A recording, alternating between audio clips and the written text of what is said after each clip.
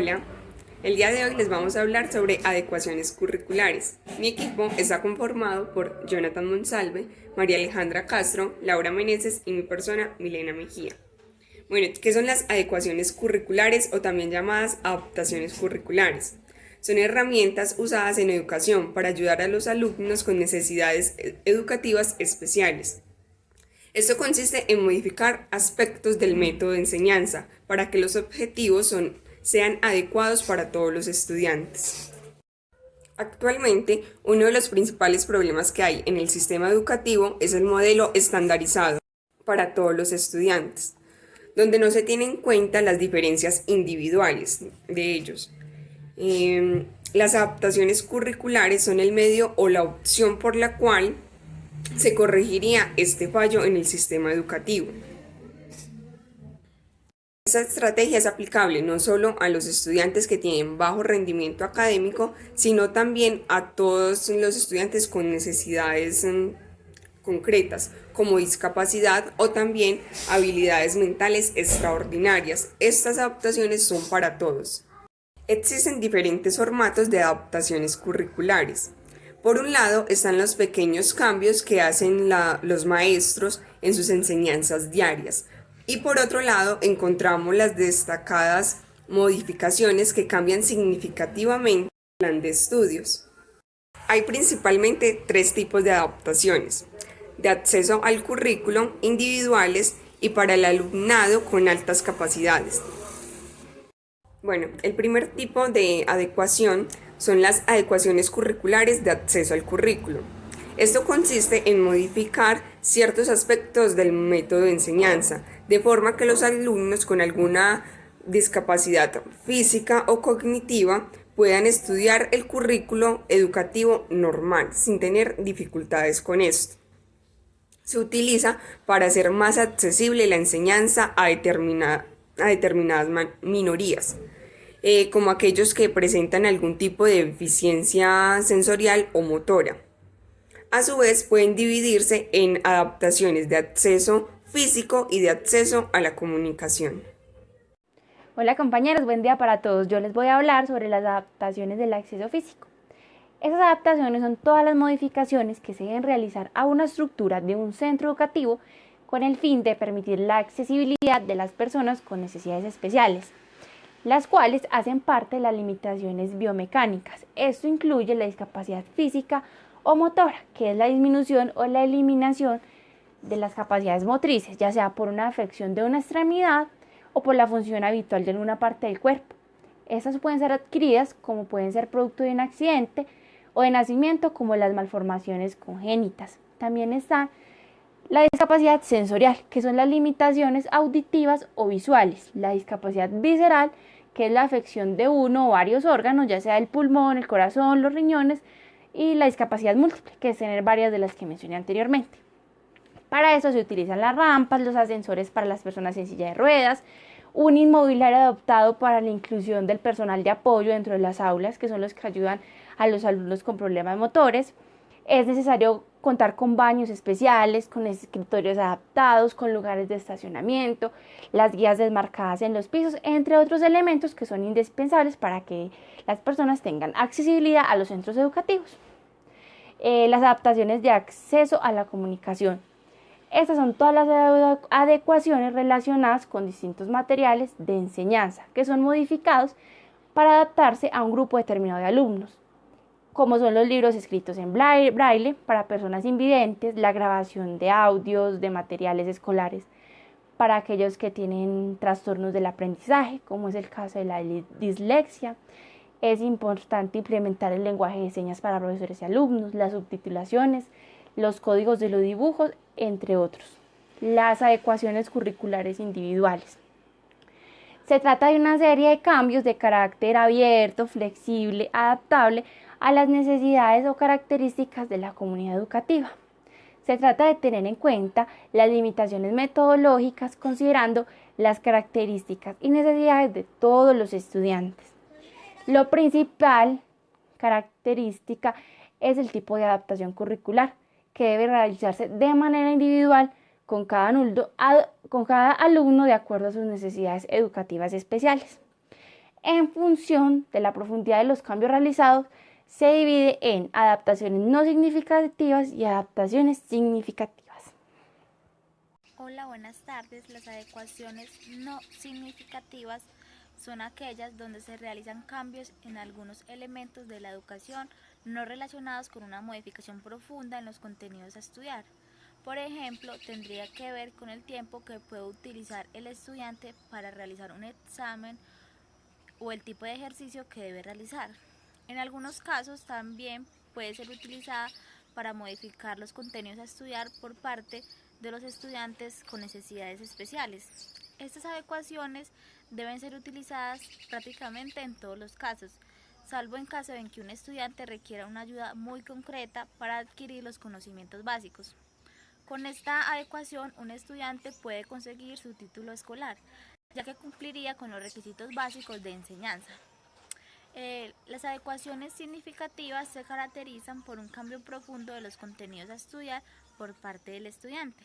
En esta se requiere una evaluación psicopedagógica previa del alumnado, de tal manera que pueda estar perfectamente adecuada a las necesidades de cada individuo, ya que debido a los grandes cambios que se necesitan, estas adecuaciones para los conocimientos adquiridos por parte del estudiante. Existe una gran controversia sobre si los estudiantes que aplican deberían ser capaces de graduarse. Por ese motivo se intentan utilizarla salvo en los casos más extremos. Algunos de los cambios que se pueden realizar son requisitos básicos de aprendizaje, objetivos de enseñanza de una materia o métodos utilizados para una evaluación.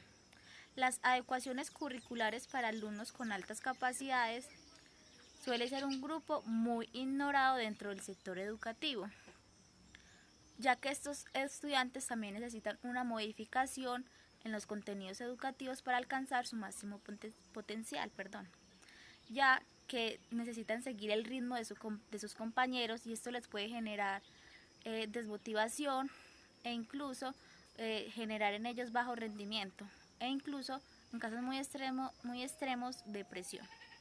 Los docentes deben incluir tareas más desafiantes como por ejemplo la investigación y la creatividad. Lastimosamente ese tipo de adecuaciones curriculares no se da en las instituciones educativas. Muchas gracias. Muy buenas tardes, yo les voy a hablar acerca del ejemplo y el uso de técnicas de evaluaciones diferentes. En el caso de alumnos con ciertas necesidades especiales o extraordinarias, se podría utilizar un método de evaluación distinto a los exámenes o a los conocidos exámenes tradicionales, que sea mucho más inclusivo para este tipo de personas. Por ejemplo, en el caso de alumnos con problemas visuales, estos métodos evaluativos se podrían sustituir por pruebas orales. Esto sugiere el uso de sistema de electroescritura en lenguaje braille y en sus siglas el LSC, que es el lenguaje de señas colombiano, para aquellas personas que tengan algún tipo de discapacidad auditiva. Por ende, habría que editar los modelos educativos tradicionales y sus mallas curriculares que no cambian desde el siglo pasado. La mayoría de las adaptaciones curriculares ingresan en el campo de la educación inclusiva con el fin de proteger y salvaguardar el derecho de la educación en todas las personas. A manera de ejemplo, un alumno de sexto grado que presenta algún tipo de discapacidad mental podría estar cursando en el momento tercer grado de primaria, ya que esto se debe a que se debe adaptar el sistema a su sistema cognitivo, ¿cierto? Desde esta perspectiva, si se sigue implementando este modelo educativo contemporáneo, es poco probable llegar a una total inclusión en el sistema. No hablaríamos de equiparación de oportunidades, debido a la falta de garantías por parte del Ministerio de Educación, que muy bonito en sus letras lo define, pero en la práctica no lo ponemos. Los críticos argumentan que los exámenes tradicionales de respuesta fija no dan una visión clara y veraz sobre el conocimiento que están adquiriendo los estudiantes. Eso solamente permite traer a la memoria, observar comprensión o interpretación del conocimiento, pero no demuestra la habilidad del uso del conocimiento y cómo podría ponerse en práctica dicho material. Se argumenta que en los exámenes estandarizados de respuesta fija se ignora la importancia del conocimiento holístico y por supuesto de integración del conocimiento. Esto no permite evaluar las competencias del alumno en objetivos educacionales de alto nivel o pensamiento o de lo que espere la sociedad. No se puede esperar que una nota defina el conocimiento adquirido también por un participante. Con frecuencia el resultado también de las evaluaciones se emplea solamente para adjudicar nota, como se venía hablando, y no reingresan las estrategias de enseñanza y aprendizajes para mejorar este tipo de estructuras. Ahora, cuando hablamos de la ampliación de los contenidos curriculares, se debe tener en cuenta la posición del alumno. El caso contrario al anterior sería, por ejemplo, los alumnos con capacidades intelectuales por encima de la media, al antes mencionado, que necesitarían una ampliación de los temas asignados por el docente.